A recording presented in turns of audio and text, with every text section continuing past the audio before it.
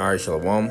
I want to start off by giving all praises, honor, glory to Yahweh, Ba'ashem Yahushai, Ba'ashem Harakakadash, double honors to the apostles and elders, the great millstone. Peace and salutations to you brothers to the four corners of the earth, preaching this word and also laboring in this word in truth, love, and sincerity. Make blessings fall upon the houses of the 1/3. This is a quick land back of the elder brother Manata Zakbal down in South Carolina.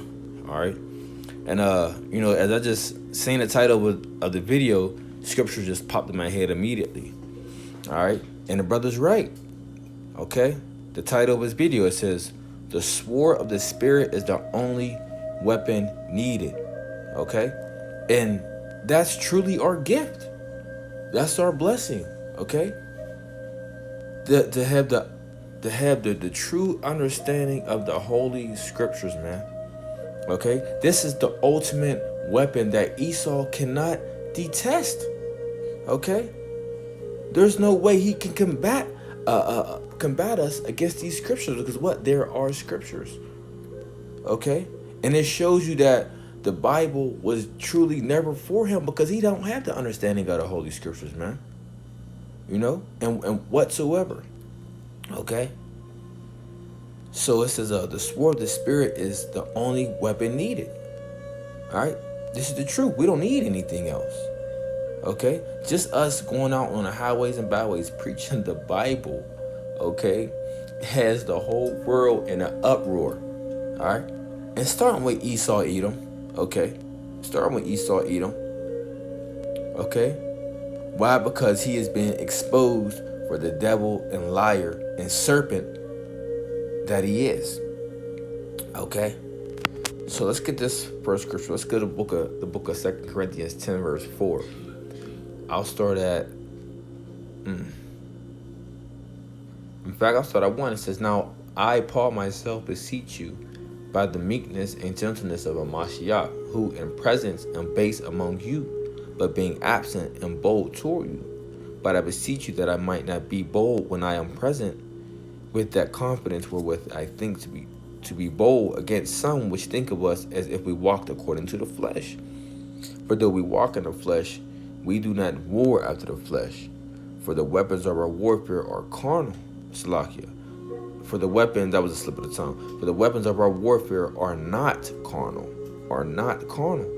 but mighty through the Most High to the pulling down of strongholds." Okay, so like the title, it says itself, the sword of the Spirit is the only weapon needed. You see, right? Why? Because for the weapons of our warfare are not carnal, man. We're not a carnal people, And I'm talking about the men of the Lord, the men that's doing the work. We're not a carnal people. We're a spiritual people. Okay, we deal with people spiritually. Okay, our everyday life and walk, we try to be keep it in the spiritual highness. Okay, it says, "For the weapons of our warfare are not carnal, but mighty through the Most High to the pulling down of strongholds." Okay, and we are pulling down the different strongholds that Esau has bound over the world. Okay, over the people's minds. All right. Verse 5, it says, "Casting down imaginations and everything high thing that exalteth itself against the knowledge of the Most High." Right? And that's what we are doing. We are casting down these different imaginations and these different things that exalt itself against the true knowledge of the Most High. Right? And bring it into captivity every thought to obedience of a Mashiach. Okay, so that's it on that. Far as that. All right. And all we got to do is to continue to preach the word. The word to do everything for us. All right, what is that? Ephesians.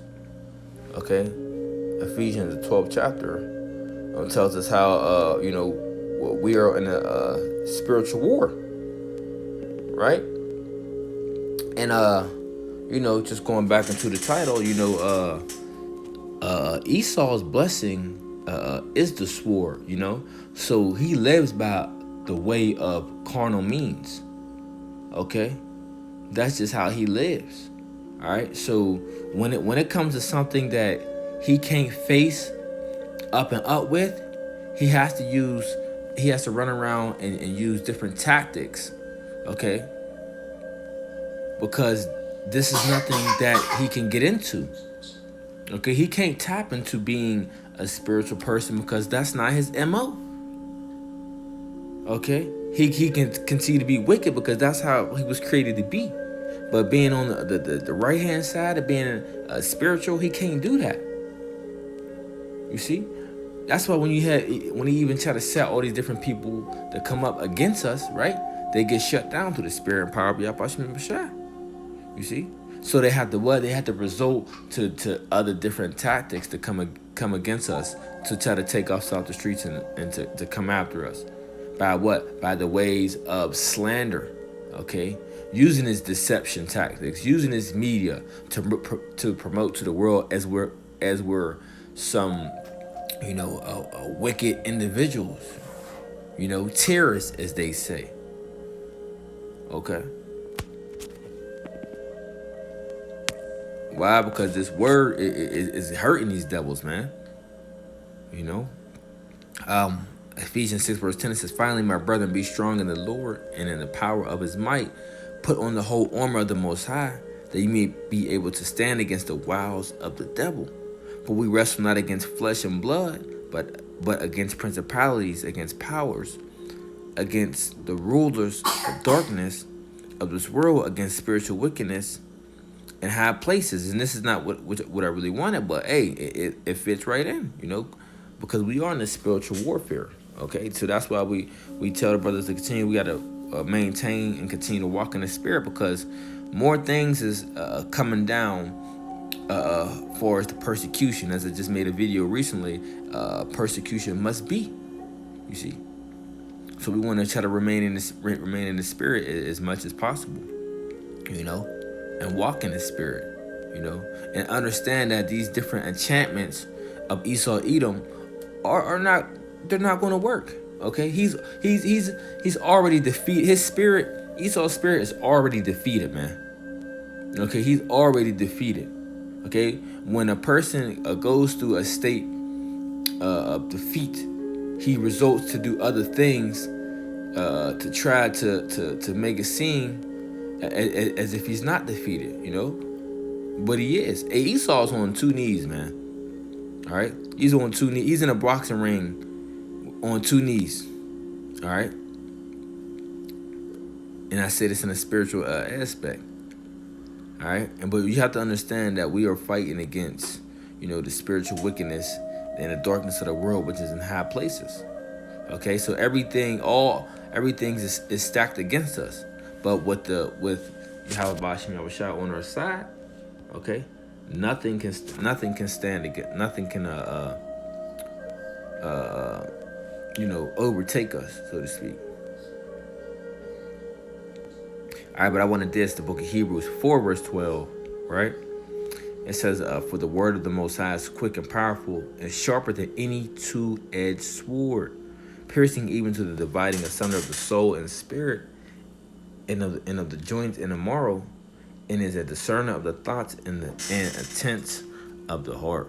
Okay, so this is how sharp this sword is. Okay, and this is how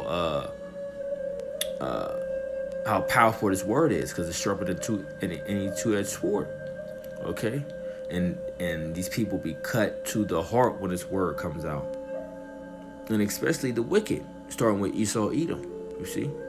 Because the Bible, this word condemns them. Okay, so when we bring it out in its entirety, in its truth, they what? They start to rant and they start to complain and act as a child, and to the point where they result of being,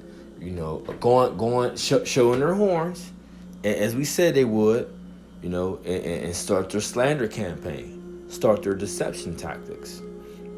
Okay, because that's all they had to resort to, and which will later come from these different tactics what they are setting up, which is ultimately going to come down when he's going to come down with his blessing, which is the sword.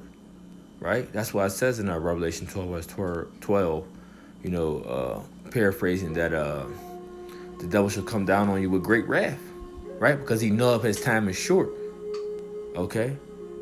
So he's just setting, all he doing is setting everything up, so he can come against us, But he wants to have the people on his side, and he wants to have that justification, of why he's going to do it, so he doesn't feel no type of what. So people would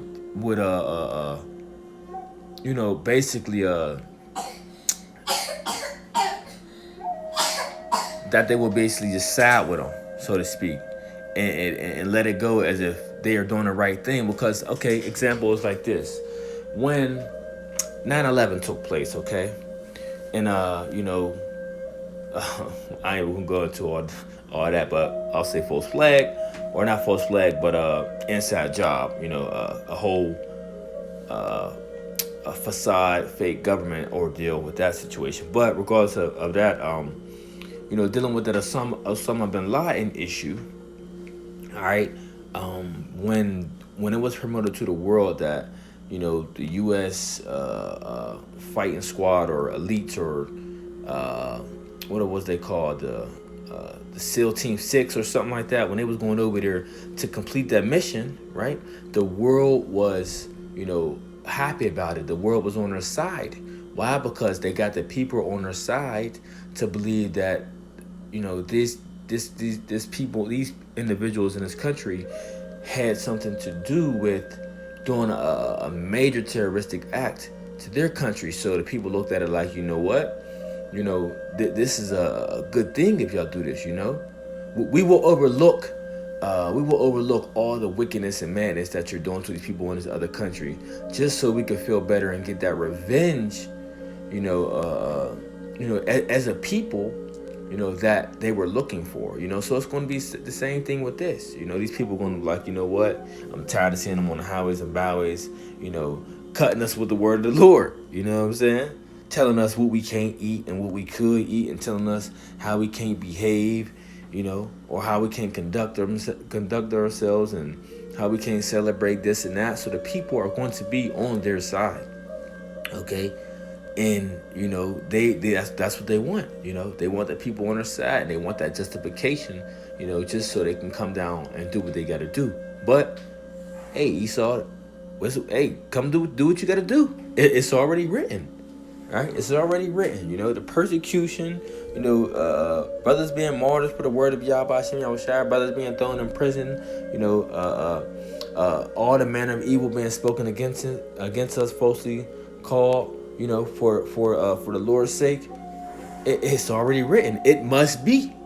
It must be. So, come do what you got to do. But at the end of the day, our weapon, going back to this, our weapon is the sword of the Spirit. Okay, at the end of the day, which is the word of Yahweh, and that's all we need. So I just wanted to do a quick line back on that. Lord willing, hope this question was edifying. Until the next time, I want to say shalom.